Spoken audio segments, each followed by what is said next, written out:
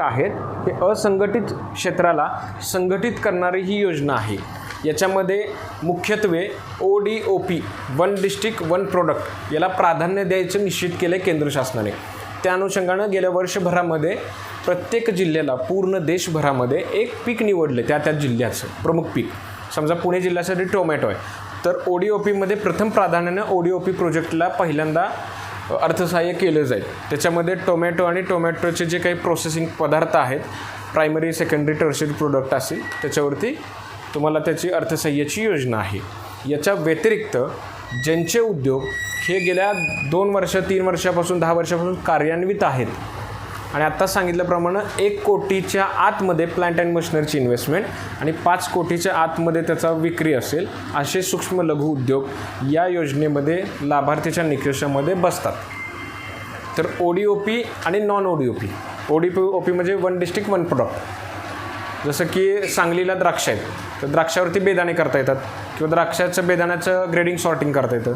किंवा सातारला आहे ऊस आहे, ऊसावरती तुम्ही गूळ उत्पादन आणि गुळाची पावडर असं करू शकता. तसं पुण्याला टोमॅटो आहे त्याला ODOP म्हणतात. आणि नॉन ODOP म्हणजे तुमचा आता कोणाचा खाकराचा प्रोजेक्ट असेल, फरसाण्याचा असेल, गुळाचा असेल किंवा क्लिनिंग ग्रेडिंग एखादं धान्याचं असेल तर हे उद्योग जर कार्यान्वित असतील किंवा उद्योग विभागाकडे तुम्ही समजा एखादी छोटी स्कीम घेतली आहे पूर्वी आणि आता तुम्हाला थोडंसं वाढवायचं आहे, एक्सपान्शन करायचं आहे, तर त्याच्यासाठी इथं शासनाने 35% भांडवली खर्चावरती सबसिडी देण्याचं जाहीर करण्यात आलेलं आहे 10 लाखाच्या मर्यादेमध्ये. याच्यामध्ये थोडंसं समजून घेण्याचा पार्ट इतकाच आहे की कॅपिटल सबसिडी आहे. कॅपिटल्स आता परत बेसिकमध्ये थोडंसं सांगतो याच्यामध्ये तुम्हाला की कॅपिटल सबसिडी म्हणजे भांडवली खर्चाच्या आधारावरती. भांडवली खर्च म्हणजे फिक्स्ड ॲसेट आणि म्हणजे बांधकाम आणि machinery, that is called fixed asset, भांडवली खर्च. दुसरी एक सबसिडी असते ती इंटरेस्ट सबसिडी असते, व्याजाच्या परताव्याच्या याच्यावरती. जसं की अण्णासाहेब पाटील महामंडळातर्फे व्याजाची परतावा केला जातो 10 लाखाच्या मर्यादेमध्ये ओपन कॅटेगरीमध्ये असेल तर तशा स्वरूपात इथंसुद्धा एक योजना आहे. ती योजना इकडे जर तुम्ही कर्ज मंजूर करत असाल तर त्याच्यावरती तुम्हाला 3% दिली जाते. ओके, हे दोन्हीचा तुम्ही लाभ घेऊ शकता. दोन्हीचं म्हणजे कोणत्याचं? भांडवली खर्चाचा आणि व्याजावरचा, ह्या दोन्हीचाही तुम्हाला लाभ मिळू शकतो. पण व्याजाचं आहे ते कर्ज मंजूर झाल्यानंतर, डिस्बर्समेंट झाल्यानंतर ते जर ॲग्रिकल्चर रिलेटेड असेल आणि त्यांचे काही निकष दिलेले आहेत की ते डिहायड्रेशन वगैरे नाही आहे, त्यांनी थोडंसं याच्यात टाकले किंवा काही निगेटिव्ह प्रोजेक्ट्स आहेत त्याला त्यांनी लाभ दिलेला नाही आहे, ते थोडंसं पाहून बाहेरच्या रिसोर्स पर्सनकडून अभ्यास करून ते वेगळं पोर्टल आहे त्याचं. म्हणजे कृषी विभाग फक्त माहिती सांगतं आहे, त्याच्यामध्ये प्रचार प्रसिद्धी करणं, कारण तोही आत्मनिर्भर पॅकेजचाच भाग आहे कृषी विभागाच्या प्रचार प्रसिद्धीचा, ते तुमच्यापर्यंत आम्ही पोहोचवण्याचा प्रयत्न करत आहोत. तुम्ही स्वतःही भरू शकता जर जमत असेल तर सगळं डिटेलिंग अभ्यास करून, अदरवाईज बाहेर सर्व्हिस प्रोव्हायडरचं सहाय्य घेऊन तुम्ही त्याचा लाभ घेऊ शकता. आता मुख्य जी योजना आहे PMFME, या योजनेत तुम्ही पहिल्यांदा काही गोष्टी आहेत त्या तुमच्याकडे असणं कंपल्सरी आहे. जसं की एक 6-7 डॉक्युमेंट आहेत ते तुमच्यासमोर मी वाचन करतो, म्हणजे तुम्हाला हे तुमच्याकडे असेलच. आधार कार्ड, पॅन कार्ड, शैक्षणिक अर्हता प्रमाणपत्र, 8वी पास असावं, कुटुंबातील एकाच व्यक्तीला एकदाच लाभ घेता येतो. त्याच पद्धतीनं लाईट बिल म्हणजे तुमचं तिथं रेसिडेन्स त्या उद्योगाचं तिथं आहे, आणि नोंदणी प्रमाणपत्र. जसं की उद्यम रजिस्ट्रेशन, ते पूर्वी उद्योग आधार होतं मला वाटतं, आता ते उद्यम रजिस्ट्रेशन म्हणतात. तर उद्योग आधार असेल तर ते एक आवश्यक आहे. आता लाईट बिल आणि उद्यम रजिस्ट्रेशन कशासाठी हवं आहे? जर तुम्ही नॉन ODOP असाल तर मला चेक करायला किंवा कृषी विभागाला चेक करायचं की तुम्ही खरंच नॉन ODOPमध्ये आहे का, की तिथं लाईट बिल ते वाढत गेले का, किंवा पूर्वीपासून उद्योग आहे का. घराचं लाईट बिल नको आहे, त्या उद्योगाचं प्रोप्रायटर असेल ओके, ते प्रोप्रायटरच्या नावाने, म्हणजे अगदीच उद्यम रजिस्ट्रेशन नाही काढलं बाबा, तर आम्हाला चेक करण्यासाठी ते अपेक्षित आहे. एक्झिस्टिंग असलं पाहिजे. हां, म्हणजे ODOP टोमॅटोचे फारसे होतील असं वाटत नाही आहे, परंतु नॉन ODOPचे तपासताना आम्ही कृषी विभाग ही काळजी घेणार आहे की जुनं बांधकाम नेमकं किती आहे, नवीन किती करणार आहेत, मशीन जुनी कोणती आहे, नवीन कोणती घेणार आहेत, कारण परत तेच रिपीट नको व्हायला अशा अर्थाने.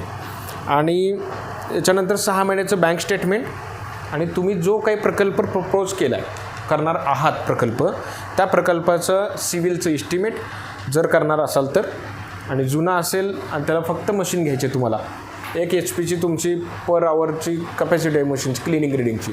आता तुम्हाला समजा 5 HP करायची आहे, 5 टन पर आवरची, तर ती तुम्ही अपग्रेडेशन करताय किंवा त्याला स्टँडर्डायझेशन म्हणूयात. तर त्याच्यामध्ये तुमचं कोटेशन लागेल. हे सगळं का लागेल, तर अर्धं काम आपण इकडून सॉफ्टवेअरमध्ये भरू, ते बँकेतच जाणार आहे. म्हणजे बँकेची पण जवळपास 50-60% तुमचं काम झालेलं असेल, की बँकेलाही समजणार की हा प्रोजेक्ट नेमका कशाचा आहे, सिव्हिल किती आहे, बांधकाम किती आहे, खरंच हा प्रॉफिटेबल आहे का, आणि कधीपासून सुरू आहे, आणि याची तपासणी कृषी विभागाच्या मंडळींनी केली आहे का. कारण तिथे मी स्वतः तिथे जागेवर येणं अपेक्षित आहे आणि तिथं नोटकॅममध्ये लॅटिट्यूडवरती फोटो घेणं अपेक्षित आहे. माझ्यासोबत कृषी विभागाचे अधिकारी पण तिथे येऊ शकतात आणि ते तपासणी करू शकतात कधीही. ठीक आहे. तर हे झाले बेसिक इन्फॉर्मेशन की तुम्हाला लागणारी मॅन्डेटरी अनिवार्य कागदपत्र. या व्यतिरिक्त तुमचा 2 वर्षाचा ITR, कारण शेवटी त्या सॉफ्टवेअरमध्ये तुमचा उद्योग 2 वर्षापासून कसा सुरू आहे याचे काही निकष आहेत. जसं की तुमचं DSCR 1.25च्या वरती लागतो, किंवा तुमचं प्रॉफिटेबल दिसणं अपेक्षित आहे तुमच्या बॅलन्स शीटमध्ये. निगेटिव्ह प्रोजेक्ट शीट जर कुणाचे असेल कोरोनामुळं किंवा काही तुमच्या तांत्रिक अडचणीमुळे, तर इथं ती इलिजिबल होणार नाही, किंवा असं होणार नाही हे मी आत्ताच क्लिअर करतो आहे. कारण की बऱ्याच जणांना असं होतं की माझा 1 वर्षाचा ITR आहे, जरा थोडासा कमी झाला आहे, मग आता वाढलेला असेल चांगला आहे, पण वाढलेला परत निगेटिव्ह गेला असेल तर सॉफ्टवेअर क्लिअर कट तिथं रेड मार्क करते. त्यावेळी तुम्ही मला प्रॅक्टिस जरी करायला गेलात तर ते होणार नाही, ही मी आधीच इथं क्लिअर करतो तुम्हाला. ठीक आहे. तर 2 वर्षाचे ITR विथ बॅलन्स शीट लागते. बँकेला ॲक्च्युली 3 वर्षाची लागते, पण ठीक आहे, कधी कधी बँक ग्राह्य धरते 2 वर्षे. तर कृषी विभागानं जे सॉफ्टवेअर आहे PMFMचं, त्याच्यात 2 वर्षाच्या डिटेल्स भरणं अपेक्षित आहे. तर ह्या मॅन्डेटरी अनिवार्य गोष्टी आहेत. आत्ता सांगितल्याप्रमाणे 35% सबसिडी 10 लाखाच्या मर्यादेत. आणि हे पण डोक्यातनं काढून टाका की मला 10 लाखाचं मिळतील. तुम्हाला असं वाटलं की बाबा 10 लाख कधी मिळतील, बांधकाम जर एक 10-15 लाखाचं असेल आणि मशीन एक तुमची 20 ते 25 लाखाची असेल, म्हणजे 10 लाखाचं बांधकाम आणि 20 लाखाची मशीन, 30 लाख झाले. 30 लाखाला 35% किती होतात, 10,50,000 रुपये. तर ते मर्यादा 10 लाखाची. पण प्रत्येकानं असं अपेक्षा करणं चुकीचं आहे की माझा 30 लाखाचाच प्रोजेक्ट असेल. मी असं म्हणेन की छोटे छोटे प्रकल्प करा आधी. तुम्हाला उद्योग विभागाची तिकडे अनुदानाची सबसिडी आहे, कृषी विभागाची आहे, अजून इतरही योजनांचा लाभ तुम्हाला घेता येईल. एक उद्योजक म्हणून आजूबाजूला रोजगार निर्मिती होण्यासाठी आणि स्वतः उभा राहण्यासाठी टप्प्याटप्प्याने पुढे जा. कधी एका वर्षात इमिजिएटली मी डायरेक्ट 30 लाखाचा प्रोजेक्ट करतो, 20 लाखाचा प्रोजेक्ट करतो असं होणार नाही. छोटे छोटे 5-5, 10-10 लाखाचे जरी प्रोजेक्ट झाले तरी 10 लाखाला 35% इकडे भांडवली खर्चावरती शासन आपल्याला सहकार्य करते. आता हा ज्याचा त्याचा कॉल आहे की बँक किती तुम्हाला लोन देते, तुमचं क्रेडिट कसं आहे, हे शेवटी तुमच्या पूर्वीच्या ट्रॅक रेकॉर्डवरती अवलंबून आहे. याच्यामध्ये जे अनुदानाचे जी काही रक्कम येणार आहे याच्यात राज्य शासनाचा 40% वाटा दिला जाईल, त्याच्यानंतर केंद्राचे पैसे टाकले जातील. हे जेव्हा कर्ज मंजूर होऊन डिस्बर्स होतील आणि व्यवसाय सुरू झालेला असेल त्यानंतर ही सबसिडीची कार्यवाही सुरू राहील. आणि ही बॅक एंडेड सबसिडी स्कीम आहे, म्हणजे 3 वर्ष लॉकिंग पिरियड असतो. जी काही सबसिडी येते, उदाहरणादाखल 30 लाखाचा प्रकल्प आहे, तुम्ही 20 लाख रुपये कर्ज घेतले, 10 लाख रुपये तुम्ही टाकलेत. 20 लाखाच्या कर्जामध्ये शासनाचे 10 लाख जर आले तर ते 6 महिन्यानं आले उदाहरणादाखल, तर 6 महिन्यापर्यंत त्या 20 लाखावर व्याज लागतं. आणि 6 महिन्यानंतर त्या 10 लाख उरलेत, 10 लाख तर शासनाकडून निधी आला आहे, 20 लाख तुम्ही कर्ज घेतले, तर त्या 20 लाखाचं 6 महिन्यात 21 लाख रुपये झाले किंवा 20.5 लाख रुपये झाले व्याजासहित. तर त्या 21 लाख पकडूयात आपण, तर 21 लाखातनं ते 10 लाख रुपये वजा होतात आणि उरलेल्या 11 लाखावरतीच व्याज लागतं. ओके. हेही म्हणजे तुम्हाला बॅक एंडेड, पण ते भरता म्हणजे हे करता येत नाही, सबसिडी युटिलाइज आले म्हणजे मी वापरतो असं काही करता येत नाही. ते बँकेच्याच तुमच्या कर्जाच्या ह्याला रिझर्व्ह फंडला राहते. आता याच्या व्यतिरिक्त 2 गोष्टी टेक्निकली आहेत. एक तर 8वी पास असणं अपेक्षित आहे. घरातल्या एकाच कुटुंबाला सदस्याला एकदाच या योजनेत लाभ घेता येईल. त्यामुळं काळजीपूर्वक करा, कारण बरेच जण असेही मला आढळलेत की एकच मोठं युनिट असतं, पतीच्या नावावर, पत्नीच्या नावावर, मुलाच्या नावावर, तिथंच बाजारपेठ उभा केलेली असते. असे माझ्या काही बघण्यात गोष्टी आलेल्या आहेत. हरकत नाही, ते वेगवेगळे उद्योजक उभा राहतात, कोण कृषी विभागाचं आहे, कोण उद्योग विभागाचं आहे. त्याची पूर्ण छाननी होती आहे हल्ली. त्यामुळे ते ट्रॅक रेकॉर्ड आणि सगळ्या गोष्टी व्यवस्थित मेंटेन ठेवा. आणि एका वेळी एकदाच लाभ मिळेल. एक शेवटचं राहिलं याच्यामध्ये रेंट ॲग्रीमेंट बांधकामाच्या बाबतीत या योजनेत ग्राह्य धरण्यात आलेलं आहे. चालेल ते किती वर्षाचं असेल तर ते साधारण तुमचं या योजनेत आत्ता अप्लाय करताना समजा इथं ओनरशिप प्रूफ आपण म्हटलं की लँड डॉक्युमेंट तुमचं जागेचं जोडायचं आहे, तर तुमचा मालकाचा आणि याचा जो सब रजिस्ट्रारकडे करता तर आपल्याकडे ऑनलाईन भरताना 100 रुपये स्टॅम्पवर तात्पुरता भरला तर चालेल. जेव्हा बँकेत जाईल किंवा जेव्हा सबसिडीला अप्लाय करणार, कारण कर्ज मिळाल्यानंतरच अप्लाय होतो, तर जेव्हा बँकेत जाईल तेव्हा बँक तुम्हाला हे 100% मागणार. त्यामुळे अर्ज भरण्यास पुरता तुम्हाला 100 रुपये ॲग्रीमेंट चालेल, परंतु सब रजिस्ट्रारचा किमान, कारण कर्ज हे 5 वर्षाचं असणार किंवा 7 वर्षाचं बँकेने दिलं तर 5 ते 7 वर्षाचं सब रजिस्ट्रारकडं रजिस्टर्ड ॲग्रीमेंट भाडेकरार लागणार. ओके, म्हणजे ते 100 रुपयेवरती बँक कुठली मला नाही वाटत कर्ज देईल तसं. आता याच्यामध्ये काय तुम्हाला शंका असेल इथंपर्यंत तर सांगा. ॲडिशनल 2 योजना तुम्हाला आणखी सांगतो त्याच्यात फार तर याला संलग्न की एक PMFME ही 35% सांगितली, त्याच्याबरोबर AIF जी 3% व्याजदराची आहे. ते तुम्ही समजा उदाहरण दाखल एक 60-70 लाखाचा प्रकल्प आहे, 50 लाख रुपये तुम्ही कर्ज घेतलं उदाहरण दाखल, 50 लाखाला 3% वर्षाचे किती होतात? 1.5 लाख रुपये. ते 7 वर्षासाठी आहे. किती झाले ते? म्हणजे जवळजवळ याच्यासारखीच ती पण योजना आहे, त्याचाही आपण लाभ घेऊ शकता.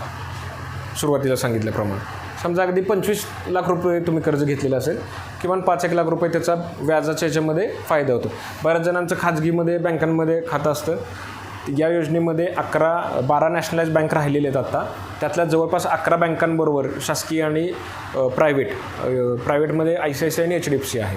बाकीच्या 9 बँक शासकीय आहेत, त्यांच्याबरोबर MOU झालेला आहे शासनाचाच, तेव्हा तुम्ही या योजनेमध्ये समाविष्ट करा. बहुधा येस बँक आणि ॲक्सिस बँक प्रोसेसमध्ये आहे प्रायव्हेटमध्ये, आणि सहकारी अजून तरी आमच्याकडे तसं काही आलेलं नाही. ही योजना 5 वर्षासाठी चालणार आहे. नवीन कुणी असेल या योजनेत बसत नसेल निकषात तर त्यांना एकच विनंती आहे की बाबा सुरुवातीला तुम्ही उद्यम रजिस्ट्रेशन काढा, ITR भरायला सुरुवात करा, भले नील भरा, एखादा छोटा उद्योग घरगुती सुरू करा. टप्प्याटप्प्याने तुम्ही पुढे जा. 1-1.5 वर्षानंतर 2 वर्षानंतर तुम्ही याला एलिजिबल व्हाल. त्यामुळे असं काही म्हणण्याचं कारण आहे की मला एलिजिबलच होत नाही. तर ॲडिशनल आणखी याच्यात आहे ती कृषी विभाग सोडून उद्योग विभागाकडे तुम्ही अगदीच नवीन असाल, इकडे बसतच नसाल, तर तिकडे तुम्हाला ग्रामीण भागासाठी 35% महिलांसाठी, पुरुषांसाठी 25% सबसिडी स्कीम आहे. आणि शहरी असेल तर मला वाटतं 15% पुरुषांना आणि महिलांना 25%. तर ती ॲडिशनल तुम्हाला जर इकडे बसतच नसाल तर निराश होऊन जाण्याचं कारण नाही. तिकडे तुम्ही इफ पॉसिबल तिकडे अप्लाय करू शकता जर लाभ घेतलेला नसेल तर, कारण तो पूर्णतः वेगळा विभाग आहे उद्योग विभाग. त्याची जर पूर्वी सबसिडी घेतली असेल आणि कृषी विभागाचं एक्सपान्शनसाठी वापरणार असाल तर इकडे इलिजिबल आहे, म्हणजे आहेत. बऱ्याच वेळा काय होतं, मी घेतली एकदा प्रोसेसिंगसाठीच होती, तर ती उभा राहण्यासाठी होती. आता ही योजना थोडंसं पळण्यासाठी, तुम्ही तिकडे स्टँड झालात, आता थोडं तुम्हाला गतिमान करण्यासाठी ही योजना आणलेली आहे. याच्यात रोजगार निर्मिती व्हावी, क्वालिटी प्रोडक्शन व्हावं, शेतमालावरती प्रक्रिया व्हावी, जास्तीत जास्त शेती आधारित उत्पादनं बाजारात यावीत, शेतकऱ्यांना 2 पैसे मिळावेत, ही याच्यामध्ये मुख्य उद्दिष्टे आहेत. मला वाटतं बेसिक सगळं या योजनेविषयी सांगितलेलं आहे. आता शेवटचं 5 मिनिटात मी सांगतो ही योजना नेमकी रन कशी होते. ओके, तर आता हे लाभार्थ्यांनी वेबसाईटवर जाऊन पहिल्यांदा लॉगिन ID क्रिएट करायचा आहे. स्वतःचा ID आणि पासवर्ड मिळतो. तो ID आणि पासवर्ड क्रिएट झाल्यानंतर तुम्ही फॉर्म भरायचे. तिथे डॅशबोर्ड येतात. समजा ॲप्लिकंट इन्फॉर्मेशन तुमचं नाव, गाव, पत्ता, एज्युकेशन टाकायचं, फिलअप करायचं. दुसरी माहिती येईल तुमचे एक्झिस्टिंग हिस्ट्री, पूर्वी तुमचं काय होतं आणि त्याबाबत तुमचं एक्झिस्टिंग काय काय आहे. जसं की माझा उद्योग या ODOP आहे की नॉन ODOP आहे, पहिला प्रश्न.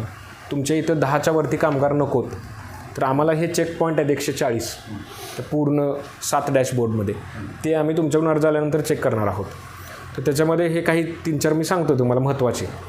बाबा 8वी पास पाहिजे, कुटुंबातलं एकच सदस्य पाहिजे, त्यांनी लाभ घेतलेला पाहिजे. आता हे 2-4 वर्षानंतर त्या गोष्टी होतील की परत रिपीट येण्याचे चान्सेस, पण सुरुवातीला काही होणार नाही असं. त्याच्यानंतर 10 कामगारांच्या वरती नसावा, 1 कोटीच्या वर प्लांट अँड मशिनरी असावी, 5 कोटीच्या आत सेल असावा. ह्या गोष्टी एक्झिस्टिंग तुमच्या डेटामध्ये भरायच्या. हा झाला डॅश नंबर 2. डॅश नंबर 3मध्ये तुमचं फिनान्शियल हिस्ट्री समजा. फिनान्शियलमध्ये तुमची मग ऑडिट आणि बॅलन्स शीट जसं 2 वर्षाचं मी म्हणालो 19, 20, 20, 21 ते तुम्ही टाका. 20, 21 नसेल केली आत्ताची तर पाठीमागच्या 18, 19, 19, 20 टाका, कारण ती बँकेत जाणार आहे. त्यामुळे मग तुमचे फिक्स ॲसेट किती, लायबिलिटीज किती आहेत, तुमचं प्रॉफिट आफ्टर टॅक्स किती येतो आहे, त्याच्यानंतर तुम्हाला तो करंट रेशो मॅच होतो आहे का, हे आम्ही चेक करणार आहोत. तुम्ही त्या फिगर्स भरताना तुमच्या जवळच्या CA टॅक्स कन्सल्टंटची मदत घ्या. जेवढी शक्य तेवढी माहिती मी तुम्हाला इथं देणार आहे, तुम्ही भरण्याचा प्रयत्न करा. पण वारंवार जर चुकाच होऊ लागल्या आणि भरता येत नसेल तर डेफिनेटली तुमच्या बॅलन्स शीटमध्ये गडबड असू शकते. कारण निगेटिव्ह तिथं येतं. हे झालेलं आहे. मी मार्चपासून 1-2 प्रोजेक्ट पाहतो आहे, ते कुठे नाही तर कुठे चेकपॉईंटमध्ये अडकत आहेत आणि तो निगेटिव्ह येतो आणि मग लाभार्थ्याच्या स्तरावरून तुमच्याकडून माझ्याकडे येणार ते डॅशबोर्ड भरल्यानंतर. पुढचा आहे तो बँकेचा आहे, लेंडिंग बँक. लेंडिंग बँकमध्ये तुमची आत्ताची बँक 6 महिन्याचं स्टेटमेंट लागेल. त्या बँकेचं नाव IFSC टाकला की तुम्हाला अजून एक बँक विचारली जाते, त्याच्यामध्ये सेकंड प्रेफरन्स बँक तुम्हाला द्यायची आहे, जेणेकरून तुमच्या पहिल्या बँकेचं साहेब बदलले, काही नाकारलं, प्रपोजल नाही आवडलं साहेबांना किंवा वॉटेवर त्यांनी काही रिझन दिलं, आमच्या कार्यक्षेत्रात 20 किलोमीटरमध्ये बसत नाही वगैरे वगैरे, त्यांनी जर नाकारलं तर ते तसं रिझन देतील किंवा तुम्ही डॉक्युमेंट दिले नाहीत, उशीर केला त्यांच्या याच्यानुसार, तर तुम्हाला दुसऱ्या बँकेचा चान्स असावा म्हणून दुसरी बँक तिथं टाकलेली आहे किंवा टाकू शकता. त्याच्यानंतर शेवटचा एक येतो पॉईंट, तो डॉक्युमेंट फिलअपचा. ते मला सांगितलेली ही मॅन्डेटरी डॉक्युमेंट आहेत. आधार, पॅन, लाईट बिल, शैक्षणिक अर्हता, नोंदणी प्रमाणपत्र, ओनरशिप, 6 महिन्याचं बँक स्टेटमेंट, इस्टिमेट सिव्हिलचं आणि मशिनरी, हे सगळे मॅन्डेटरी आहेत. याच्या व्यतिरिक्त तुम्ही अदर पण डॉक्युमेंट तिथं आहे ते भरू शकता.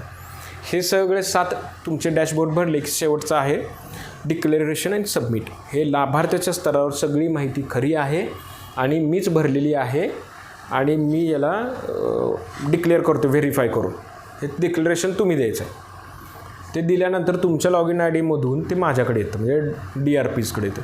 तर DRPs ते चेक करतात की माहिती बरोबर आहे का, काही करेक्शन्स असेल तर डिफिशियन्सी म्हणून माघारी पाठवा. आम्हाला 3 चेक पॉईंट, एक तर रिजेक्ट करू शकतो, आम्ही डिफिसेट करू शकतो, डॉक्युमेंटची पूर्तता करा म्हणून, किंवा फॉरवर्ड करू शकतो. ह्या तिन्हीपैकी एक काहीतरी करणं आम्ही अपेक्षित आहे 15 दिवसाच्या आत. ॲक्च्युली ते 7 दिवसानंतर आम्हाला रेड मार्क येतो, 15 दिवसानंतर ते एकतर पुढं पाठवलं जातं किंवा माघारी जातं, ते चेक होतं ॲटोमॅटिक. तर एक म्हणजे कृषी विभाग तुम्हाला कुठेही याच्यामध्ये अडवणार नाही. अत्यंत पारदर्शक पद्धतीने आणि अत्यंत गतिमान पद्धतीनं तुमचं काम पुढं जाईल. पण तुम्ही फॉर्म व्यवस्थित भरलेला असेल तर. फॉर्म नसेल भरलेला तर मग ते परत म्हटलं तसं माघारी ते टपाली काम होऊन बसतं. त्यासाठी शक्यतो प्रॉपर व्यवस्थित अर्ज भरा आणि पुढे पाठवा. आमच्याकडून तपासणी जे मगाशी फोटो सांगितले तसे फोटो घेतले जातील, अपलोड केले जाईल, तुमचं बॅकवर्ड फॉरवर्ड लिंकेज घेतलं जाईल. खरंच तुम्ही माहिती आहे का, तुमचं स्टेबल आहे का, सिव्हिल कन्स्ट्रक्शन तिथं आहे का किंवा नाही. नवीन असेल तर काही प्रॉब्लेम नाही, ODOPला टोमॅटोला नवीनला एवढे चेक पॉईंट नाही आहेत, पण जुन्यांना हे सगळं चेक करायचं आहे.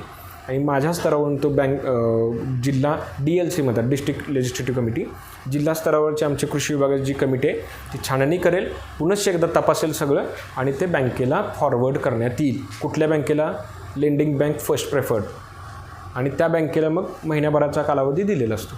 महिन्यानंतर मग तिथे रेड मार्क येतो. पण तोपर्यंत तुम्ही जाऊन भेटणं गरजेचं आहे त्यांना. आणि आता हे सगळं ऑनलाईन चालू आहे तर तुमच्याकडे एक हार्ड कॉपी असावी, कारण बँकवाले शेवटी गेले की ती हार्ड कॉपी कुठे आहे म्हणून मागतात. आणि हे सगळं भरल्यानंतर एक डाव्या बाजूला डाउनलोड प्रोजेक्ट रिपोर्ट येतो. तो डाउनलोड प्रोजेक्ट रिपोर्ट तुमच्या माहितीच तो कॉन्सेप्ट नोटच आहे. प्रोजेक्ट रिपोर्ट आहे पण बँक बऱ्याचशा आत्ता असं दिसते मला, जे प्रोजेक्ट 5-10 गेलेत की तो त्यात चेक पॉईंट म्हणजे आणखी बँकेचे रेशोज असतात जास्त. इथं कमी दिलेत, इथं समजा 2-3च दिलेत तर त्यांचे आणखी काही 2-3 रेशोज आहेत, ते पण मॅपिंग करावं लागतात. त्याला CAM म्हणतात, क्रेडिट ॲनालिसिस मॅनेजमेंट. ते CMA डेटा पूर्ण ॲनालिसिस करतात आणि मग तुमच्या ह्याला फायनल सँक्शन दिलं जातं. त्याच्यानंतर मग सबसिडीची प्रोसेस स्टार्ट होते की तुमचं किती गेलं आहे, किती डिस्बर्समेंट झाले, त्यानुसार मग आमची केंद्रीय पातळीवर आणि जिल्हास्तरीय आणि राज्यस्तरावरची ते मॅपिंग करतात. राज्य शासनाचे 40% आले की 60% तिकडून टाकून तुम्हाला परत एकदा आमचं व्हेरिफिकेशन होईल की खरंच तुम्ही पैसे घेतलेत आणि उभा केलं आहे किंवा नाही. आणि तिथे उभा केले, तपासणी झाली की मग तुमचे हे पैसे तुमच्या त्या रिझर्व्ह फंडला आलेले असतील. साधारण 3 ते 6 महिन्याच्या कालावधीत हा विषय संपलेला असेल तुमचा. ओके, मला वाटतं प्रोसिजर पण तुम्हाला लक्षात आली आणि योजनेची माहिती पण समजली असेल. उलट व्यवसायाचं नावच पाहिजे. एक समजून घ्या, याच्यामध्ये ॲडिशनल इन्फॉर्मेशन थोडीशी देतो. जसं मी तेजोमय घाटगे किंवा तुम्ही एक व्यक्ती आहात, व्यक्ती इज द एंटिटी. आणि आता साक्षी एंटरप्राइजेस आहे तुमचं समजा, तर ते साक्षी एंटरप्राइजेस एक एंटरप्राइज आहे ना, तर त्याचं पॅन आधार असतं. हां, आता ती वेगळी एंटिटी आहे, फक्त ते चालवणारं प्रोपरेटर आहे. तर तिथं सिस्टीममध्ये क्लिअर कट म्हटलं आहे की प्रपोज्ड एंटिटी नेम किंवा तुमचे एंटिटी नेम जे काय असेल ते, व्यवसायाचं नाव आणि व्यवसायाचं स्वरूप, म्हणजे तुम्ही कशाचा व्यवसाय करताय आणि व्यवसायाचं नाव काय, आणि मग त्याच्या डिटेलिंग. हां, याच्यामध्ये प्रायव्हेट लिमिटेड चालत नाही, प्रोपरायटरशिप आणि पार्टनरशिप फर्म चालेल. ओके. करण्यापूर्वी एक सांगायचं राहिलं, जसं उद्योग विभागाचं मी जाता सांगितलं की तिकडे योजना आहे आणि त्याला अण्णासाहेब पाटील महामंडळाची व्याजाची जोड देता येईल. तसं कृषी विभागाची मुख्य योजना आहे, याला AIFची 3% जोड देता येईल, कॅपिटल आणि इंटरेस्ट. तसं बँकेमध्ये एक योजना आहे, त्याचं नाव आहे CGTMS, क्रेडिट गॅरंटी ट्रस्ट आहे ती. तर प्रीमियम स्वरूपात तुमची मशीन असेल 20 लाखाची, तर तुमच्या 20 लाखाच्या मशीनला ते क्रेडिट कवर घेतात, ट्रस्ट आहे ती. तर ते प्रीमियम भरायचा असतो त्यांचा थोडक्यात वार्षिक. जसं तुम्ही आता उदाहरण दाखवली, येणे प्लॉट मागतात, फ्लॅट मागतात, तर तुम्ही 1 टाईम मॉर्गेज करता, 1.5% 2% भरून 1 टाईम तुमचे 30,000 रुपये जातात, 40,000 जातात, जे काय असेल ते. आणि पुढे 5 वर्ष तुम्हाला फी भरावी लागत नाही त्या केसमध्ये, का तर तुम्ही मॉर्गेज दिलेलं असतं. पण CGTMS स्कीममध्ये काय होतं बँकेच्या, की तुम्हाला मशीनवरती दर वर्षाला 1.5% ते 1.25% फी आकारणी केली जाते. त्यात एक सुधारणा केली आहे. पुढच्या वर्षी जर CGTMS योजनेमध्ये 20 लाखाचं लोन असेल, पुढच्या वर्षी ते 15 राहिलं तर ते 15वरती आकारणी करणार, त्याच्या पुढच्यावरती 12 राहिलं तर 12वरती आकारणी करणार. तर ही याच्यासाठी चांगली आहे की बरेच उद्योजक असं आढळून आले की त्यांच्याकडे नवीन उद्योजक असतात, व्यवसाय 2-3 वर्ष केलेला असतो, पण त्यांना ती झेप घेण्यासाठी मॉर्गेज नसतं किंवा घरातलेच त्यांचं मॉर्गेज द्यायला घाबरत असतात. अशा वेळेला बँकेला जर तुम्ही CGTMSमध्ये प्रोजेक्ट बसवा असं म्हणालात किंवा आपला प्रोजेक्ट गेला की मीही बँकेमध्ये डायलॉग करेन, तर ही CGTMS योजनेचा लाभ ज्यांना मॉर्गेज द्यायचं नाही अशी मंडळी घेऊ शकते. त्याच्यात सिव्हिल प्लस मशिनरी असं कवर होतं, म्हणजे थोडक्यात प्रोजेक्टच तुमचा CGTMS अंडर होतो. त्याला बँकिंग भाषेमध्ये स्कीमॅटिक फायनान्स म्हणतात, MSME फायनान्स म्हणतात. आणि तिकडे ही योजना मुख्यत्वे bank of Maharashtra, Canara bank, bank of India, central bank हे राबवत आहेत. मुख्य बँक नाही द्यावं लागत, तेच मी तुम्हाला सांगतो आहे. ही स्कीम म्हणण्यापेक्षा ही एक तुम्हाला कवर आहे. जसे की मुद्रा हे कवर आहे, मुद्रा 10 लाखापर्यंत तुम्हाला ते दिलं जातं. हां, गरज नाही. कसं आहे, मुद्रामध्ये दरवर्षी 2% लागतात, तसं इथं 2% लागतात. म्हणजे रिन्युअल होतं ते, जस्ट लाईक ए रिन्युअल, म्हणजे प्रीमियम भरायचा त्याच्यावर, कारण ती ट्रस्ट आहे. असं कोणी केलं, तुमचं काही दुर्दैवानं तो नाही फेल गेला तर ते बँकेला कवर राहतं. तसे मुद्रा पण एक आहे, CGTMS एक आहे, सिडबीचे पण काही स्कीम्स आहेत उद्योगांसाठी. ते स्टँडअप इंडियामध्ये येतं जर नवीन असेल तर, पण मुख्यत्वे इकडं आमच्याकडे नॉन ODOPमध्ये जास्त होतील. हे नाही जी असं काही नाही, 1-2 लाखाचाही प्रपोजल करू शकता, 5 लाखाचं करू शकता. म्हणून मी म्हटलं की 5 ते 10 लाखाचे छोटे प्रपोजल पण करू शकता तुम्ही. मॅक्सिमम 32 लाखापर्यंत. हां, 30 लाखापर्यंत, जेणेकरून 10 लाखाची 35%च्या मर्यादेत सबसिडी. आणि इंडिव्हिज्युअल जर हे असेल यांचं प्रोजेक्ट तर सबसिडी 35%च्या मर्यादेत. पण जर ग्रुप ॲक्टिव्हिटी असेल तर हां, ग्रुप ॲक्टिव्हिटी असेल तर पार्टनरशिप फर्म होईल. आणि बचत गट असेल तर ते मला वाटतं अजून त्याची कार्यप्रणाली MSRLMकडे गेले, पण त्याला 10 लाखाचं लिमिट नाही आहे. हां, ते सदस्याला काहीतरी 40,000 रुपये ना. त्यात अजून दोन घटक आहेत या योजनेमध्ये. एक बचत गट जर असेल तुमचा तर त्यांना रिव्हॉल्विंग फंड मिळतो 40,000 3% 1 वर्षासाठी. रिव्हॉल्विंग फंड प्रत्येकी 40,000 प्रमाणे. तर ते MSRLMची जी आमचे नोडल एजन्सी आहे राज्य शासनाची, त्यांच्या थ्रू ते राबवण्यात येत आहे. सध्या आम्हाला तरी तसं काही निर्देश नाही आहेत. आणि दुसरा एक घटक आहे, जर मोठाच कुणाला प्रोजेक्ट करायचा असेल याच्याहून, तर तो तुम्ही 2, 5, 10, 20, 25 कोटी 50 कोटीपर्यंत करायचा झालाच तर त्याला ODOPमध्येच करावं लागतं, ज्याच्यामध्ये तुमचं टोमॅटो पिकावरती प्राथमिक म्हणजे प्रोजेक्ट असलं पाहिजे. त्याच्याबरोबर मग तुम्ही जॅगरी आणि चिप्स म्हणजे थोडक्यात आवळा कॅन्डी लाईन पाहिजेत. थोडक्यात एक टोमॅटोची लाईन मुख्यत्वे आणि 2 तुम्हाला सबसिडी लाईन. हां, इन्क्युबेशन हा परत त्याच्यात तिसरा पार्ट आला. त्याच्यात ट्रेनिंगसाठी असा हॉल असेल फक्त ॲडिशनल. आत्ता जे सांगितली कॉमन इन्फ्रास्ट्रक्चर युनिट तिसरा आहे तो 50% सबसिडी आहे, पण त्यात असं ट्रेनिंग हॉल पाहिजे आणि सेम आत्ता सांगितलं तसंच प्रोजेक्ट ते शेतकऱ्यांना भाडेतत्वावर फॅसिलिटी देण्याकरता जिल्ह्यात किंवा तालुक्यात एक फॅसिलिटेशन सेंटर असावं अशा स्वरूपाची ती योजना आहे. दोन्हीत फक्त फरक तेव्हा एवढाच आहे कॉमन इन्फ्रामध्ये. एकात ट्रेनिंग सेंटर आहे, तिथं कॉन्फरन्समध्ये ट्रेनिंग होणार आणि एकात फक्त बिझनेस करायचं असं. तसं त्या योजनेलाही 35% सबसिडी आहे, पण मुख्यत्वे एवढे मोठे प्रोजेक्ट्स कुठले नाही आहेत. तरी पण मी इकडे एस्टॅब्लिश करा आणि तुम्ही पुढे जा. आम्ही तुम्हाला कृषी विभागामार्फत ट्रेनिंगची सोय करू शकतो सगळ्यांना आणि त्याच्याशिवाय सबसिडी मिळत नाही. ते ॲडिशनल तुम्हाला त्याच्यामध्ये सांगतो की याच्यामध्ये ट्रेनिंग एक आम्ही तुम्हाला देऊ. म्हणजे जे ODOPचं आहे त्याचं पहिल्यांदा प्राधान्यक्रमानं होईल टोमॅटो रिलेटेड असेल तर. आणि दुसरं आहे ते बँकेमध्ये गेलं की आम्ही त्यांना ट्रेनिंगची सोय करू, कारण की सबसिडी त्याशिवाय मिळत नाही. एक 8 दिवसाचं ट्रेनिंग मिळेल. KVK राहुरी KVK बारामती हे नोडल एजन्सी आहे या योजनेला. बारामतीमध्ये एक 8 दिवसाचं ट्रेनिंग होईल. तुम्हाला हे नाव नोंद करायचं असेल माझ्याकडे नाव नोंद करा. तुम्हाला टोमॅटो रिलेटेड घ्या, ॲटोमॅटिकली बाकीचे पण तुम्हाला तिथं माहिती मिळून जाईल. आणि ते मोफत आहे पूर्णतः. राहण्याची जेवणाची सोय सगळी आहे. ट्रेनिंग पूर्ण बाहेर त्याचे 10-20 हजार रुपये ट्रेनिंगची फी घेतली जाते मला वाटतं फूड प्रोसेसिंगची. ठीक आहे, नेक्स्ट. सिव्हिलमध्ये ना तुम्ही कोटेशन असं देणं अपेक्षित आहे शासनानं, इन्सुलेशन कोल्ड रूम तुम्हाला म्हणजे सिव्हिलमध्ये ते यायला पाहिजे. कारण की नुसतं सिव्हिल दिलं म्हणजे जसं गाडी कमर्शियल गाडी घ्यायची. आता मी काल एक ठिकाणी होतो वेल्हा तालुक्यात, ते दुधाच्या डेअरीसाठी ते म्हणे मला पिकअप घ्यायचे. तर पिकअप इज अ कमर्शियल. तुम्ही तिथं रेफ्रिजरेटेड व्हॅन फॉर इन्सुलेटेड असं सांगितलं की मग ते प्रशासन आम्ही ॲक्सेप्ट करू. तुम्ही त्या दृष्टिकोनातून द्या कोटेशन आणि एखादी मशीन त्याला सपोर्टिव्ह घ्या. तुम्हाला पॅकेजिंग किंवा काही कटिंग चॉपिंग किंवा बार कोडिंगचे असेल ते. कारण परत त्यात आणखी एक घटक आहे आमच्या इकडे पॅकेजिंग आणि मार्केटिंग. त्याला 50% सबसिडी आहे, पण तो मोठा समजा आता कोयना दूध आहे आणि तो नगरला जात नाही आहे. आता कोयना समजा कराडला आहे, कराड टू नगर जात नाही आहे, तर तो इन्फ्रास्ट्रक्चरसाठी त्यांना रेफर व्हॅन पाहिजे किंवा तो विभागात ब्रँड मोठा करायचा आहे. तर तशा अनुषंगानं तो विभागीय ब्रँड करण्यासाठी योजना आहे. तर त्याच्यात पॅकेज आणि मार्केटिंग तो घटक येतो तिकडे. तर इथं आम्हाला क्लिअर सांगितले की प्रोसेसिंगमध्ये जाता जाता एवढंच सांगेन की प्रायमरी प्रोसेसिंग, सेकंडरी प्रोसेसिंग आणि टर्शरी प्रोसेसिंग. प्रायमरीमध्ये तुम्ही क्लिनिंग ग्रेडिंग धान्याचं करता, सेकंडरीमध्ये तुम्ही समजा तांदळाचा तुम्ही पोहे करता किंवा गव्हाचा आटा करता किंवा बेकरी प्रोडक्ट करता. हे झालं प्रायमरी प्रोसेसिंगमध्ये. आणि टर्शरी प्रोडक्टमध्ये रेडी टू इट RETमध्ये येणार. RETमध्ये तुमच्या टेबलवरती जे काही पॅकेट्समध्ये येतं, फरसाणा असेल, वेपर्स असतील, हे RETमध्ये येणार. हे टर्शरीमध्ये झाले. तर प्रायमरी, सेकंडरी आणि टर्शरीमध्ये तर तुम्ही ह्या प्रोसेसिंग लाईनमधली काहीतरी मशीन असणं अपेक्षित. याच्यामध्ये कृषी विभागाचा हा एक हे आहे की जे गाडगे साहेब आहेत हे कृषी विभागाने यांना रिसोर्स पर्सन म्हणून अपॉइंट केलेलं आहे. तर हे तुम्हाला प्रकल्पासाठी मदत करण्यासाठी त्यांना अपॉइंट केलेलं आहे. हे तुम्हाला ऑनलाईन भरून घेणे, नंतर त्यात कुठले डॉक्युमेंट आहेत कुठले नाही, त्यामुळेच त्यांना ट्रेनिंगसाठी खास बोलवलं होतं. तर हवेलीच्या एक छोट्या पॉकेटमध्ये आहे, पण तिथं इंडस्ट्री म्हणजे तुमची प्रोसेसिंग इंडस्ट्री जास्त आहे, कुरसुंगी वगैरे ह्याला.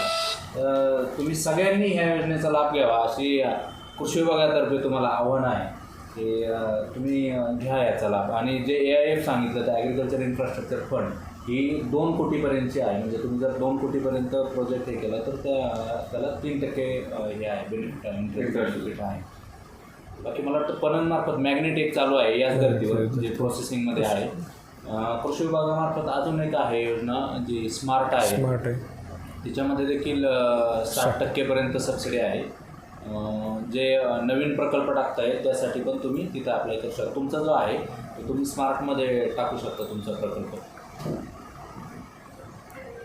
स्मार्टमध्ये बहुतांश FPO आणि कंपन्यांचे आहेत, फार्मर प्रोड्युसर कंपनी, शेतकरी उत्पादक कंपन्या बरेचसे. मुख्यत्वे महाराष्ट्रात प्रत्येक जिल्ह्यामध्ये प्रत्येक जिल्ह्याचं एक पीक निवडले. थोड्या वेळापूर्वी सांगितल्याप्रमाणे की पुणे जिल्ह्यासाठी टोमॅटो आहे, सोलापूरसाठी ज्वारी आहे, अहमदनगरसाठी दुग्ध आणि दुग्धजन्य पदार्थ आहेत, सातारासाठी ऊस आहे, सांगलीसाठी द्राक्ष आहेत. या प्रामुख्यानं जे ODOP आहे, 1 डिस्ट्रिक्ट 1 प्रोडक्ट, याच्यावरती केंद्र शासनानं प्रत्येक देशभर पीक निवडलेलं आहे आणि त्याच्या प्राधान्यक्रमानं त्या प्रोसेसिंगला लाभ द्यायचा आहे. म्हणजे पुणे जिल्ह्याचं उदाहरण घ्यायचं झालं तर जुन्नरमध्ये टोमॅटो जास्त होतो, तर त्या टोमॅटोवरती तिथं प्रोसेसिंग युनिट व्हावे, तिथं कॉमन इन्फ्रास्ट्रक्चर फॅसिलिटीज तयार व्हाव्यात. या अनुषंगानं हे ODOPची संकल्पना आहे. त्या जिल्ह्याचं पीक निवडून त्या निकषामध्ये तिथले शेतकरी ते उद्योजक होऊ शकतात.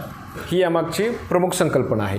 त्याच्याबरोबर ज्यांचे उद्योग कार्यान्वित आहेत, कार्यरत आहेत, रनिंग प्रोजेक्ट्स आहेत आणि त्यांचं 2 वर्षापूर्वी उद्यम रजिस्ट्रेशन उद्योग आधार आहे किंवा GST काढलेलं आहे किंवा लाईट बिल तिथलं उद्योग छोटा घरगुती सुरू आहे किंवा भाड्याच्या ह्याच्यात सुरू आहे, ते देखील या योजनेत पात्र ठरवू शकतात पूर्ण महाराष्ट्रभर आणि देशभर.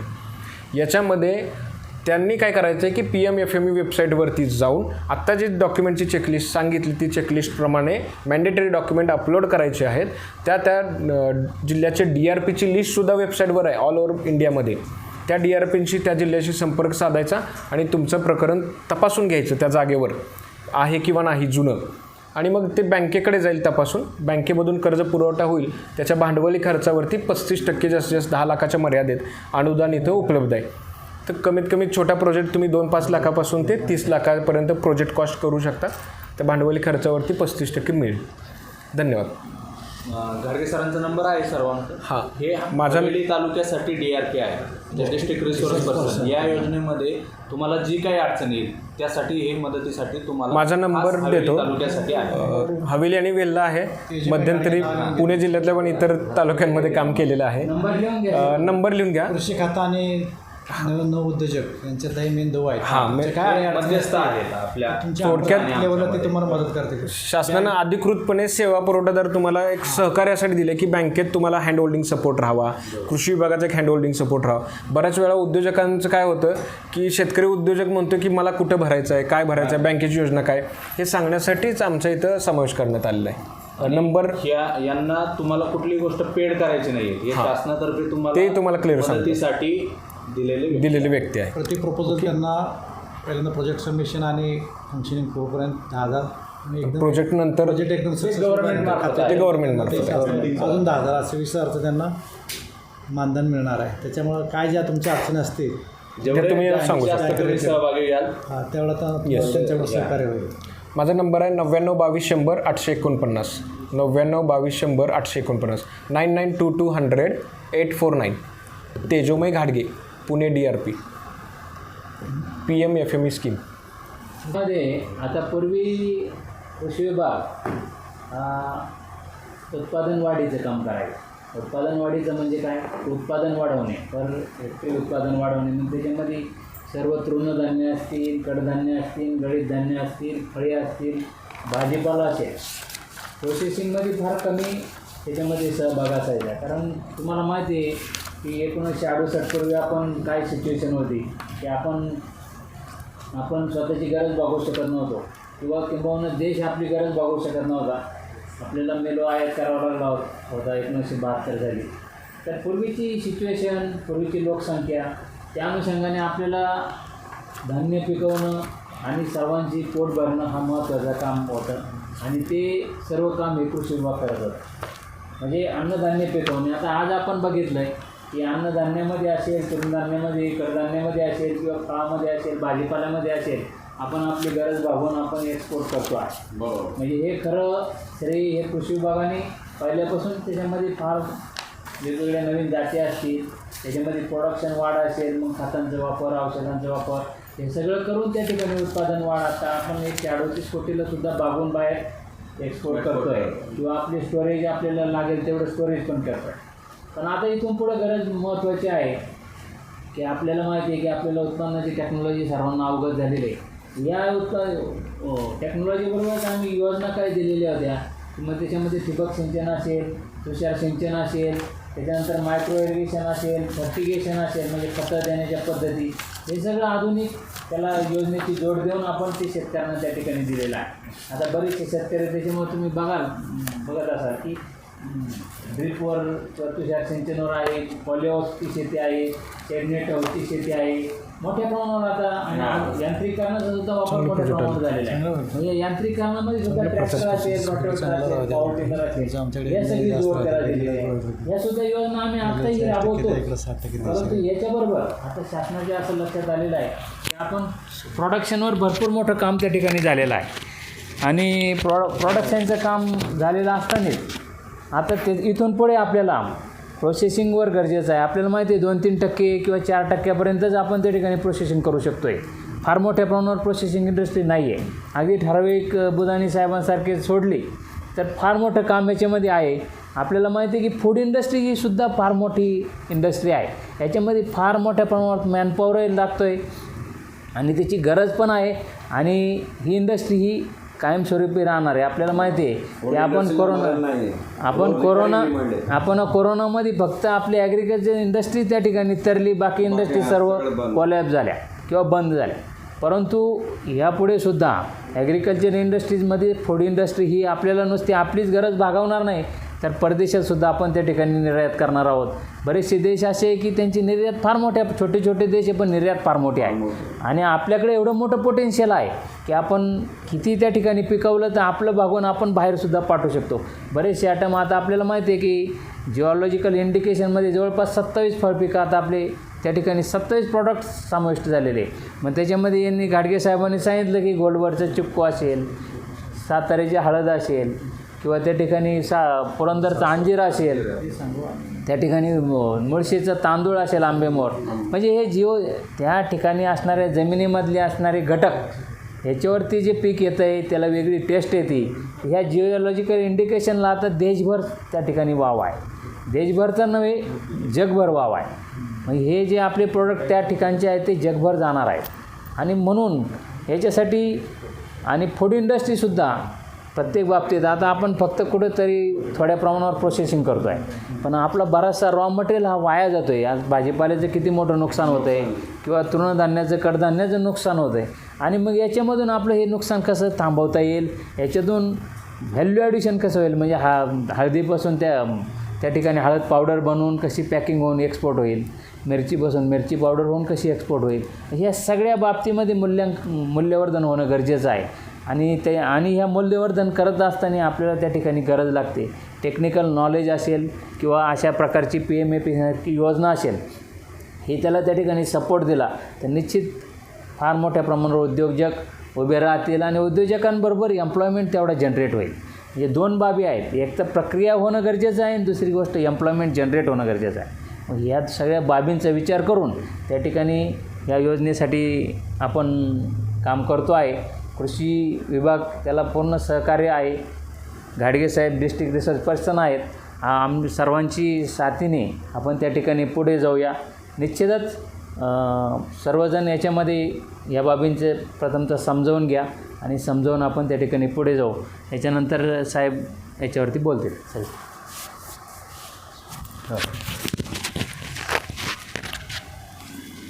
नमस्कार.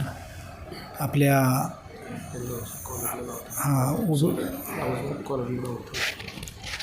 आपल्या उपयोगाचे तंत्राधिकारी श्री नरेसाहेब, श्री कडलक साहेब, district research person Shri KGM गाडगेजी, आमचे सुपरवायझर श्री मेघराज वाळंजकर, उपस्थित सगळे जमलेले PMAP योजनेअंतर्गत पार्टिसिपेट होणारे शेतकरी कम उद्योजक, आपल्या सर्वांचं स्वागत आहे.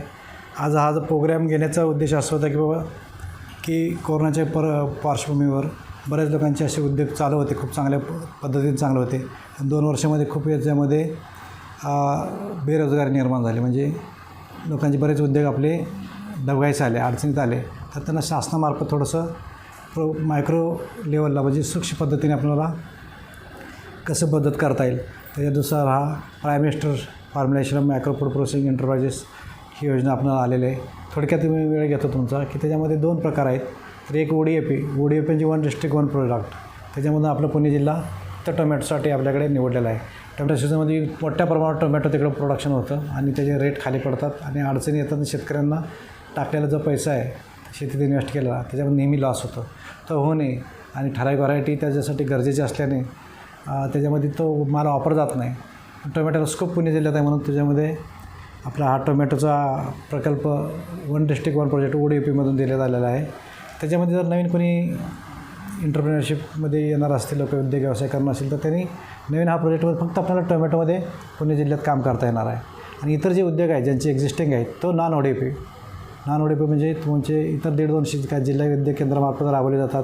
तुम्ही स्वतः त्याच्यामध्ये काम करताय. प्रोसेसिंग असेल तुमचं काय, म्हणजे तुमचे भाताचे पदार्थ असतील किंवा तुमचे दुधाचे पदार्थ असतील किंवा व्हॅल्यू ॲडिशनमध्ये कोणते बाबा मँगो असेल, तर काही उद्योजक आपल्या याच्यामध्ये सीताफळात काम करतात. वडकी एरियामध्ये सीताफळाचा पल्प वगैरे आहे. तर याच्यामध्ये तुम्हाला एक्सपान्शन करणं, मार्केटच्या डिमांडनुसार तुम्हाला त्याच्यामध्ये वाढ करणं आणि ह्या शासकीय योजनांचा लाभ घेण्याच्या अनुषंगाने ही पंतप्रधानांची prime minister scheme for formulation of micro enterprises, थोडक्यामध्ये जे काही छोटी युनिट आहेत, मोठे इस्टॅब्लिश युनिट नाही याच्यामध्ये मदत करावी असं अपेक्षित नाही. एखादा छोटा कृषीशी रिलेटेड असलेला प्रक्रियाचा उद्योजक असेल तर त्या योजनेतून यामधून लाभ दिला जाणार आहे. आणि हा उद्दिष्ट तुम्हाला मला वाटतं गाडगे साहेबांनी आणि नरेश साहेबांनी तुम्हाला ऑलरेडी त्याविषयी कल्पना दिलीच आहेत की सध्यात आपल्या याच्यात असे 2 लाख छोटे उद्योग चालू आहेत. आणि याच्यामध्ये महत्त्वाचं जे दिले शेतकरी उत्पादक संस्था, स्वयंसहायता गट म्हणजे महिलांचे असतील, पुरुषांची बचत गट असतील, त्यांनी एकत्र येऊन एखादा एंटरप्राइज सुरू केला तर त्या गटांना आणि त्या शेतकरी बांधवांना यातून अनुदान मिळणार आहे. आता अनुदानाची पद्धत पण गाडगे साहेबांनी तुम्हाला सांगितली की तुम्ही साधारण 28.60 लाख किंवा 30 लाखापर्यंत जर इन्व्हेस्टमेंट केली तर त्या इन्व्हेस्टमेंटच्या अगेन्स्ट तुम्हाला मॅक्झिमम 35% किंवा 10 लाख ही डेडलाईन दिलेलं आहे, एवढं तुम्हाला अनुदान मिळणार आहे. आणि ते अनुदान घेताना तुम्हाला तुमचं बँकेचं म्हणजे अनुदान मिळणारं ते 35% शासनामार्फत, त्याच्यामध्ये साधारणतः तुमचं 10%, 55% बँक लोन, असं करून 100%चं प्रोजेक्ट आहे. 3 वर्षामध्ये तुम्ही बँकेकडून समजा एक 10 लाखाचा एखादा उद्योग छोट्या ठिकाणी सुरू केला तर साधारण तुम्हाला त्याच्या 35%च्या आसपास तुम्हाला म्हणजे साधारण 3.5 लाखाचं अनुदान त्याच्यामध्ये मिळणार आहे. आणि असे तुमच्या जर याच्यापेक्षा जर जास्त असतील तर खर्च जास्त असेल तुमचा 35 लाख 40 लाख तर मॅक्झिमम आम्ही तुम्हाला अनुदानाची मर्यादा 10 लाख ठेवलेली आहे. पण याच्यामध्ये सगळे जुने उद्योग असावेत असं अपेक्षित आहे. एखाद्याचा तेलाचा घाणा असेल, भुईमुगाचं तुम्ही तेल कोल्ड प्रेसमध्ये करत असाल त्याचं त्या कारण आजकाल तेलाला पण खूप घाण्याच्या तेलाला मागणी आहे, कारण त्याच्यामध्ये नॅचरल स्वरूपात ते मिळतं. पुण्याकडे साधारणतः भुईमुग म्हणा, सोयाबीन याच्यामध्ये स्कोप आहे. तर असे तुम्ही उद्योग सुरू केले किंवा वाढवले आहे, त्याच्यामध्ये एक्सपान्शन केलं, खूप मोठं स्ट्रक्चर बांधावं असं पण अभिप्रेत नाही. त्याच्यामध्ये तुमच्या एक्झिस्टिंग युनिटला एखादी खोली अटॅच करून जी काय तुम्हाला लागणारी प्रोसेसिंगची मशिनरी आहे ती खरेदी करणं, त्यांचे टॅक्स नॉईज घेणं किंवा तुमचं नवीन बांधकाम असेल किंवा एखादा ब्रँड तयार करणं असेल, ह्या अनुषंगाने तुम्हाला मदत आहे. आणि जसं गाडगे पाटलांनी तुम्हाला सांगितलं की प्रोसेसिंगमध्ये तुम्ही कुठल्याही पल्पवर काम करत असेल, मँगो असेल, सीताफळ असेल तर त्यात रेपर व्हॅन वगैरे लागतं, कोल्ड स्टोरेज मेंटेन करायला लागतं. कोल्डमध्ये जर तुमचं स्टोरेजमध्ये माल जर ठेवला तर त्याचे शेल्फ लाईफ चांगलं राहतं, वाढ होते. जसं मार्केटचे डिमांड असेल त्याप्रमाणे तुम्ही तिथं सप्लाय करू शकतो. त्याच्यामुळे रेपर व्हॅन घेऊ शकता, कोल्ड स्टोरेज युनिट तुम्ही ॲडिशन करू शकता, छोटा असेल तर मोठं घेऊ शकता, असे बरेच आहेत. कडलक साहेबांनी पण तुम्हाला कल्पना दिली की बाबा कृषी खात्याचा एकदा आधी रोल होता की मॅक्झिमम प्रोडक्शन करणं, पर हेक्टर उत्पादकता वाढवणं.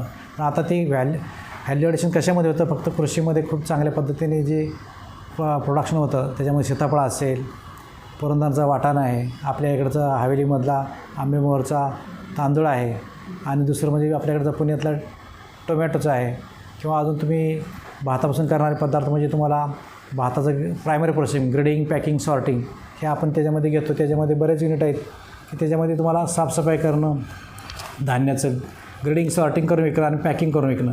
कारण महिलांना आजकाल जास्त वेळ नसल्यामुळं ते सगळे शक्यतो प्रिफर्ड ब्रँडेड वस्तू मागवतात. आणि बासमती आपण जर भात जर घेतला 1 किलो 5 किलो 10 किलो असे कट्टे मिळतात.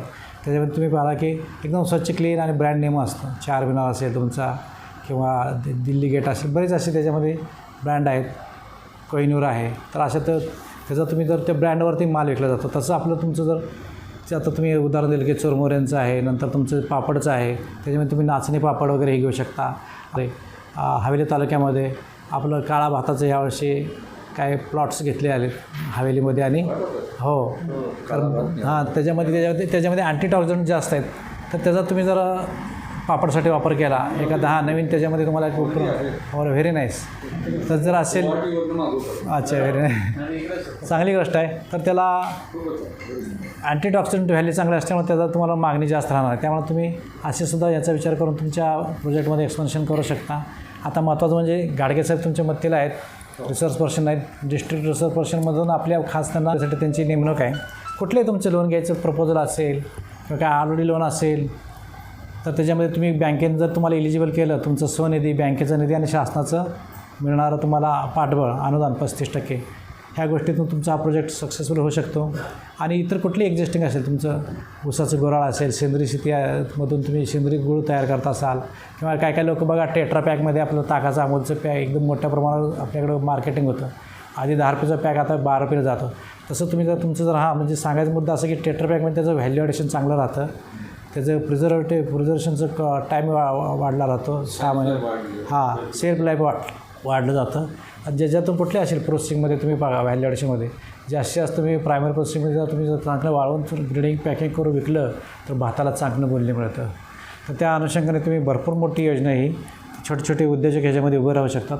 शासनाचं पूर्ण पाठबळ आहे, कृषी खातं तुमच्या पाठीशी आहे. आणि महत्त्वाचं म्हणजे रिसोर्स पर्सन ते जे गाडगेसाहेब असतील, आमचे तालुक्याचे तंत्र अधिकारी नरेसाहेब असतील, आमचं तालुका असेल किंवा आपल्या विभागाचे श्री खैरनार साहेब आहेत, त्यांचं तुम्हाला मार्गदर्शन राहत राहील. जिल्ह्याचे आपले जिल्हाधीश कृषी अधिकारी बोटे साहेब आहेत, त्यांचं आपल्याला मार्गदर्शन तुम्हाला या अनुषंगाने सगळ्या गोष्टींनी राहत राहील.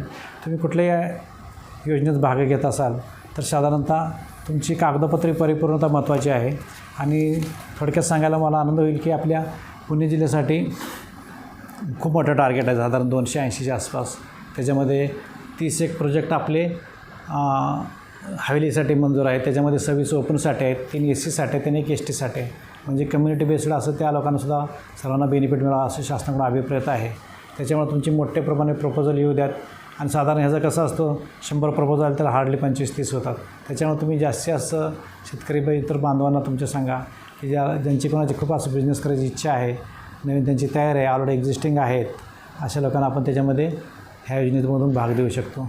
बाकीचे असे बऱ्याच योजना आहेत, जसं कडलक साहेबांनी सांगितलं, एखादा शेतकरी बांधव असेल की आपल्याला त्याच्या पायाभूत सोयीसुविधा, फळबाग लागवडीपासून फळं घेणं, फळापासून आपलं पुढं ती मार्केटिंग करणं, चांगल्या प्रतीची फळं बाजारात विकणं, दुसऱ्या प्रतीची फळं किंवा तिसऱ्या प्रतीची फळं सीताफळ पलपलं म्हणा, किंवा आपलं जसं तुम्ही उदाहरण दिलं मेजर याच्यामध्ये स्ट्रॉबेरी असेल त्या सीझनची, किंवा डाळिंब असेल त्याच्यामधून अनारदाना, अशा बऱ्याच गोष्टी लोक स्वतः ग्रेडिंग पॅकिंग सॉर्टिंग करून विक्री करतात, मार्केटिंग करतात. सांगायला तुम्हाला आनंद वाटेल की आपले सह्याद्री फार्मर्स प्रोड्युसर कंपनी आहे, त्यांचं मोठ्या प्रमाणावर हे मार्केटिंग केलं जातं. साधारण 40-42 दिवसात त्यांचा माल जातो. हां, खूप मोठा. लकीली ते आमचे बॅचमेट होते बीटेकचे. हां, आणि आमचे वर्गमित्र म्हणजे कॉलेज मित्र आहेत. तर ह्याचं बाबत थोडंसं खाजगीत करतो की त्यांच्यामार्फत आमच्या कोरोनाच्या काळामध्ये खूप मोठ्या प्रमाणात त्यांनी मार्केटिंग केलं त्यांच्या प्रोडक्टचं. त्यांची बॅकवर्ड लिंकेज पूर्ण त्यांची तयार होती. ज्या एखाद्या शेतकरी बांधवाकडे आपण जो कुठला तांदूळ घेत असेल, किडे असेल किंवा इतर भाजीपाला असेल, तर त्यांचं पूर्ण त्याने रेकॉर्डिंग व्यवस्थित ठेवलेलं, म्हणजे कुठून माल तयार होतो, कुणाकडे कुठल्या ग्राहकाकडे जातो, कुठल्या देशातल्या, त्याचं पूर्ण बॅकवर्ड लिंकेजेस तयार होतं. म्हणजे एखाद्या शेतकऱ्याकडून जो माल तयार होतो तो परदेशात कुठल्या शेतकरी आपलं ग्राहकाकडे जातो, त्याची पूर्ण चेन होती. त्या धर्तीवर आम्ही बऱ्याच ठिकाणी पुणे जिल्ह्यामध्ये प्रयत्न केला होता. त्याच्यामध्ये शेतकरी गटामार्फत खूप मोठ्या प्रमाणात भाजीपाला, फळे, धान्य पॅकिंग, ग्रेडिंग, सॉर्टिंग करून ऑनलाईन ऑर्डर घेऊन त्या ऑर्डर साधारणतः मला वाटतं IT हिंजवडी पार्कमध्ये ऑनलाईन, म्हणजे सगळ्या गोष्टी ऑनलाईन, आपण कसं जी Google Pay यूज करतो त्याबरोबर ऑनलाईन ते लोक मागणी नोंदवायचे आणि त्यांच्याकडे जाऊन तो माल दिला जायचा. आपल्या इथले पुणे जिल्ह्यातील भरपूर गट असे कार्यरत होते शहराच्या लगत. आपलं कडलक साहेबांनी सांगितलं की बाबा आपल्या व्हॅल्यू ॲडिशन होत नाही, 3 ते 4% आसपास आपल्याकडे प्रोसेसिंग आहे. सांगायचा मुद्दा असं की आपल्याकडे 137 ते 38 कोटीचं पॉप्युलेशन असल्यामुळे आपल्याकडे रॉ मटेरियल जास्त, रॉ प्रमाणातच सगळं कन्झम्पशन केलं जातं. पण तुम्ही जर शेतकरी बांधवाला 4 पैसे एक्स्ट्रा द्यायचे असतील तर जर की उद्योजक पुढे येणं गरजेचं आहे. शासनाचं पाठबळ आहे आणि त्यातून तुम्ही व्हॅल्यू ॲडिशन करून मोठ्या प्रमाणात तुम्ही मागणीनुसार पुरवठा ह्या धर्तीवर तुम्ही हा बिझनेस स्कोप आणि प्रोसेसिंगचे आपल्या प्लॅन्स वाढवू शकता. आणि सांगायला मला अजून आवडेल की तुम्ही नवीन काही एक्सपेन्शन करत असाल तर त्याच्यामध्ये मशिनरी लागत असतील, त्यांची कोटेशन घेणं, त्यांची बिलं घेणं त्या प्लांटमध्ये, आणि आहे तो तुमचा प्लांट वाढवणं, किंवा तुमचं जे बँकेचे लिंकेजेस आहेत, ज्यांच्या बँकेकडून तुम्हाला बाबा आधी लोन घेतलं असेल, अजून लोन घ्यायला तुम्ही पात्र असेल तर त्यांचे तुम्हाला पूर्ण सहकार्य राहील. फॉर्म भरू. हां, फॉर्म वगैरे भरून त्या बेसिक माहिती तुमच्याकडे फॉर्म सर्क्युलेट केलेला आहे, त्याच्यामध्ये पूर्ण तुम्ही माहिती द्या. आणि आमच्याकडून जास्तीत जास्त तुम्हाला जेवढं सहकार्य होईल तेवढं PMFMEमध्ये म्हणजे prime ministers formulation of micro एंटरप्राइजेसमधून तुम्हाला योजनेचा भरीव लाभ देता येईल. आणि त्या या योजनेत तुमचे अजून कोणी उद्योजक मित्र असतील, गट असतील, तर त्यांना एकत्र करून ग्रुपने जर पुढे गेलं तर जास्त त्याच्यामध्ये प्रगती आहे. धन्यवाद. नमस्कार शेतकरी बंधू आणि उद्योजक शेतकरी बचत गट.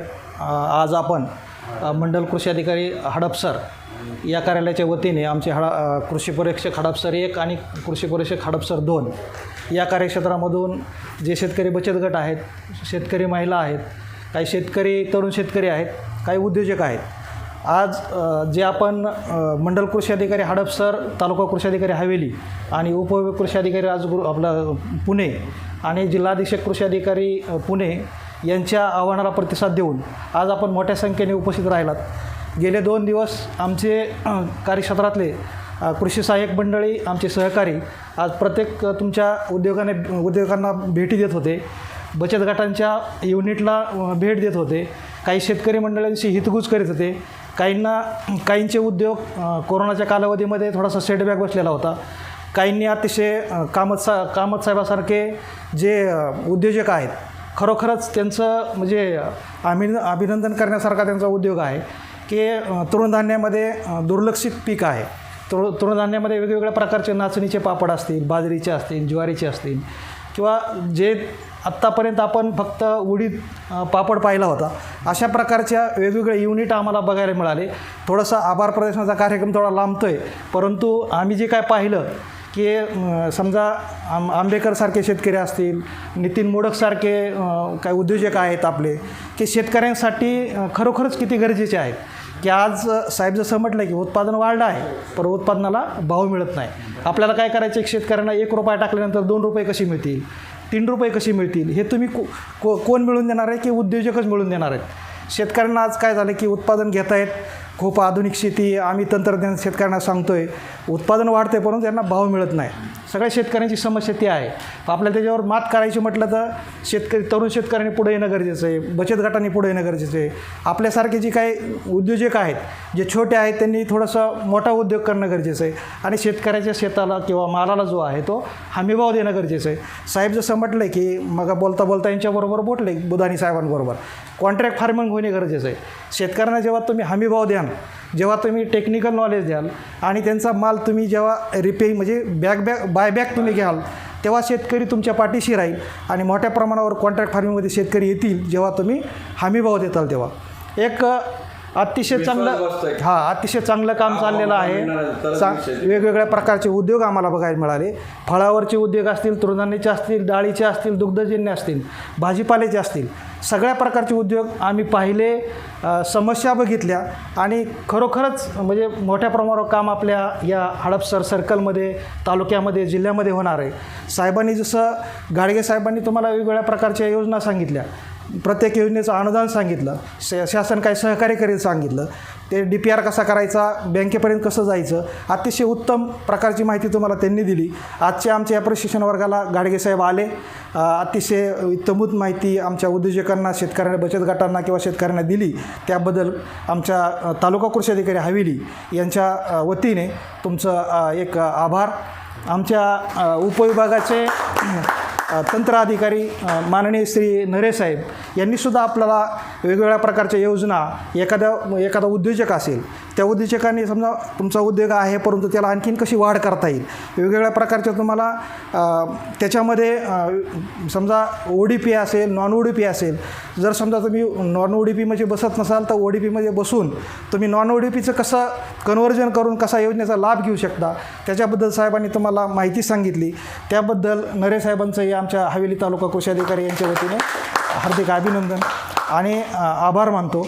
आमच्या तालुक्याचे तालुका कृषी अधिकारी साळेसाहेब यांनी तर अगदी तुम्हाला त्यांचा जो मेन आपला जिल्ह्याचा जो ODP जो आहे, एक जिल्हा एक उत्पादन, हे टोमॅटोच्या संदर्भात साहेबांनी जुन्नरमध्ये काम केलेलं आहे आणि तिथल्या समस्या शेतकऱ्यांच्या काय आहेत, उत्पादन खूप मोठं आहे. सगळ्यात आपल्यामध्ये जुन्नर तालुका हा अग्रेसर आहे, नारायणगाव परिसर. इथं टोमॅटोचं उत्पादन मोठ्या प्रमाणावर घेतलं जातं. तिथले शेतकरीही खूप हायटेक शेती करतात, परंतु अडचण अशी आहे की ते टोमॅटोला भाव मिळत नाही. टोमॅटोला वेगवेगळ्या प्रकारचे व्हायरसचे रोग येत आहेत आणि अशा वेळेस शेतकरी अडचणीत येतो आणि शेतकऱ्यांना भाव मिळत नाही. त्याच्यामुळं साहेबांनी तुम्हाला त्याच्याबद्दलही माहिती सांगितली. शक्यतो तुम्ही ODPमध्ये विचार करा, ODPला जोडून तुम्ही बाकीचे व्यवसाय करा, कारण तुम्हाला टोमॅटोमध्ये चांगली संधी आहे आणि आपल्या जिल्ह्यामध्ये जे शेतकरी आहेत टोमॅटो उत्पादक त्यांना चांगल्या प्रकारचा भाव मिळेल. त्याच्यानंतर त्यांचंही आमच्या मंडल कृषी अधिकारी कार्यालयाच्या वतीने आभार. आमचे मंडल कृषी अधिकारी हडपसरचे श्री कडलक साहेब अतिशय इतका इंटरेस्ट घेणार की बाबा प्रत्येकांना आमच्याबरोबर बऱ्याचशा उद्योगांना त्यांनी भेटी दिल्या. काल मोडक साहेब असतील किंवा यांचे नार साहेब असतील, अगदी प्रत्येक उद्योगाला भेटी दिल्या, समक्ष प्रत्येकांचा फॉलोअप घेतला आणि आमची जी टीम आहे कृषी सहाय्यक मंडळी प्रत्येक कार्यक्षेत्रामध्ये सगळ्यांचंच योगदान याच्यामध्ये आहे की शिक्राप म्हणजे आपल्या हडपसर मंडल कृषी अधिकारी कार्यालयामध्ये कृषी परीक्षक हडपसर एकचे आमचे डावकर साहेब असतील, कृषी परीक्षक हडपसरचा एकचा मी वाळुंजकर असेल आणि बाकीची आमची जी प्रत्येक गावाची मंडळी आहेत कृषी सहाय्यक मंडळी सगळ्यांनी आता मोठ्या प्रमाणात योगदान घेतलं आणि आज हा योग प्रशिक्षणाचा घडवून आणला आणि त्यांचंही सगळ्यांचा आभार.